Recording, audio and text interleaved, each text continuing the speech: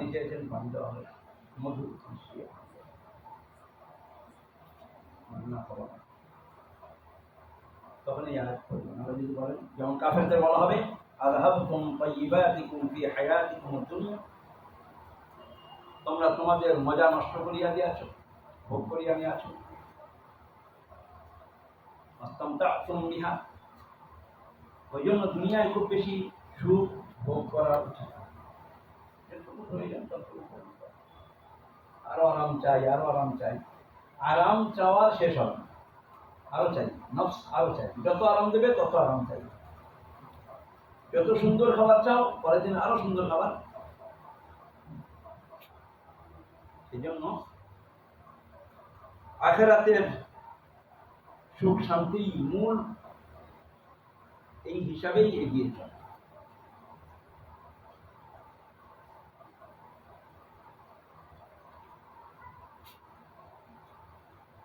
সৎ কাজের প্রতিদান যদি সব দুনিয়াতেই পেয়ে যায়, তাহলে আখিরাতের জন্য থাকলো। এই জন্য অনেকেই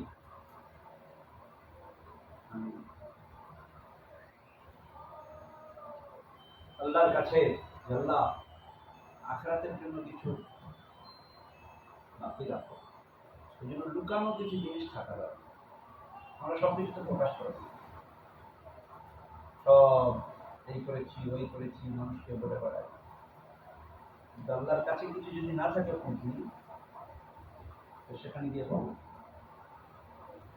ওই রকম ভাবে সব নিয়ামত যদি ভোগ করে নিই, আল্লাহ এমনি সমস্ত নিয়ামত দিয়েছেন ভোগ করার জন্য দিয়েছেন। এই জন্য হালাল জিনিসে, জায়েজ জিনিসে অপচয় জায়েজ, জায়েজ আছে কিন্তু বাড়তি খরচ। আর হারাম জিনিসের তো কোনো কথাই নেই, যেখানে খরচ করা অবৈধ সেখানে করো, যেখানে কথা বলা অবৈধ, পর মহিলার সঙ্গে এরকম কথা যেগুলো নফস খুশি হয়, মহিলাদেরকেও নিষেধ করা হয়েছে, ওয়ালা তাখদা'না বিল কওল, তোমরা ওই রকম কথা বলো না, নরম সুরে কথা বলো। মজা ইসতামতা'তুম বিহা, এই নিয়ামত ওখানে ব্যবহার করা নয়, ওখানে ভোগ করার নয়, স্বামী স্ত্রী ভোগ করার কথা, হারাম জায়গায় নয়। হালাল জায়গায় ভোগ করলেও তার পয়সা দিতে হবে, আর অপচয় করলেও। ওই জন্য প্রতিটা নিয়ামত, আল্লাহ যত নিয়ামত দিয়েছেন সমস্ত নিয়ামত সম্পর্কে মানুষ জিজ্ঞাসা।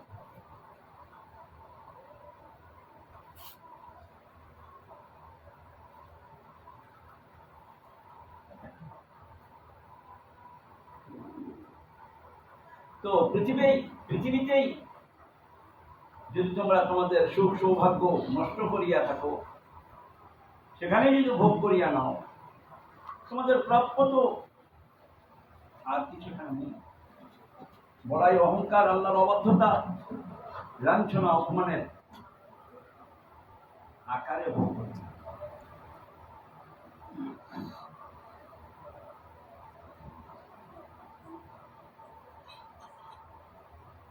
واذكر أخا عاد إذ أنذر قومه بالأحقاف وقد خلت النذر من بين يديه ومن خلفه ألا تعبدوا إلا الله। আজ জাতির ভাইকে স্মরণ করো, তিনি যখন আহকাফ অঞ্চলে তাহার জাতিকে সতর্ক করিয়া বলেন, অথচ তাহার আগে পিছু সতর্ককারীরা অতীত হইয়াছেন, তোমরা একমাত্র আল্লাহর ব্যতীত কাহারও ইবাদত করবে না, আমি তোমাদের পক্ষে ভয়ঙ্কর দিনের আযাবের ভয় করছি।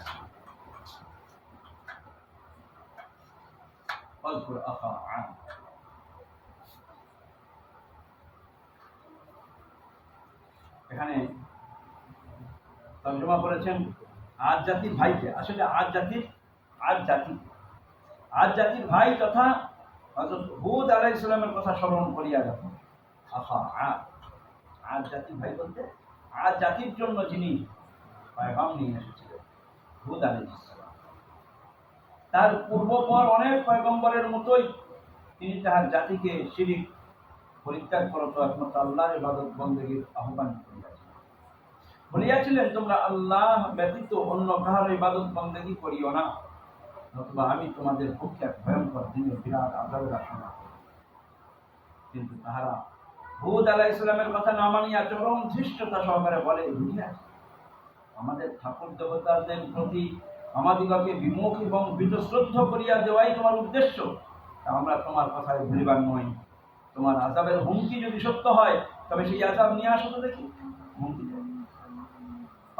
আরে সম্পূর্ণ হিসাবে আমি তো এরকম বলে সব মজা, আরো কত রকমের কথা বলে। আমি তোমাদের পক্ষে এক ভয়ঙ্কর দিনের আযাবের ভয় করতেছি। আরু আজিতানা লিতাফিকানা আন আলিহাতিনা, তুমি কি আমাদিগকে আমাদের মাবুদদের হইতে বিমুখ করিবার জন্য আসিয়াছ? ভালো কথা বলো, এটা বলো না। ও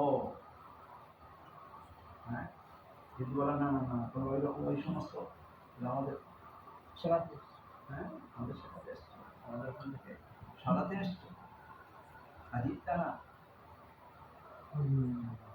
লিতাফিকানা আন আলিহাতিনা ফাতিনা বিমা তাইদুনা ইন কুনতা মিনাস সাদিকিন, তুমি যদি সত্যই হও তবে আমাদিগকে যে ভয়ের কথা বলিতেছ কি হবে দেখে নেব না। এরকম কথা বলে তো বলেন। ইমামা, বাহরাইন, হযরত প্রভৃতি আরব্য এলাকার সন্নিকটস্থ বিরাট শূন্য প্রান্তরই ছিল আদ জাতির বাসস্থান। ইমামা, বাহরাইন, হযরত প্রভৃতি আহকাব বলিতে তাহাই উদ্দেশ্য। আজ তাহা অনাবাদ থাকিলেও একদা অত্র অঞ্চলেই ছিল ঐতিহাসিক আদ জাতির বসবাস।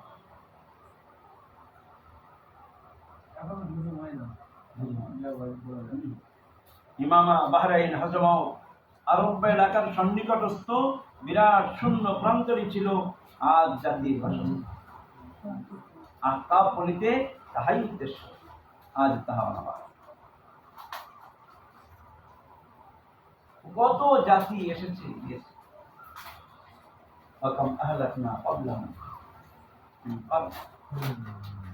কত এসছে কত গিয়েছে, কতকে হালাক করে দিয়েছি। তোমরা মনে করছো আমাদের অনেক শক্তি হয়ে গিয়েছে, আমরা অনেক বুদ্ধিমান হয়েছি, আমাদের অনেক যোগ্যতা আছে, আমরা অনেক বুঝি। আল্লাহ আল্লাহ রসুলের কথা অনুযায়ী না চললে দুনিয়াও বরবাদ, আখিরাতও বরবাদ। আল্লাহ তাআলা আমাদেরকে আল্লাহ আল্লাহ রসুলের কথা অনুযায়ী চলার তৌফিক দান করুন।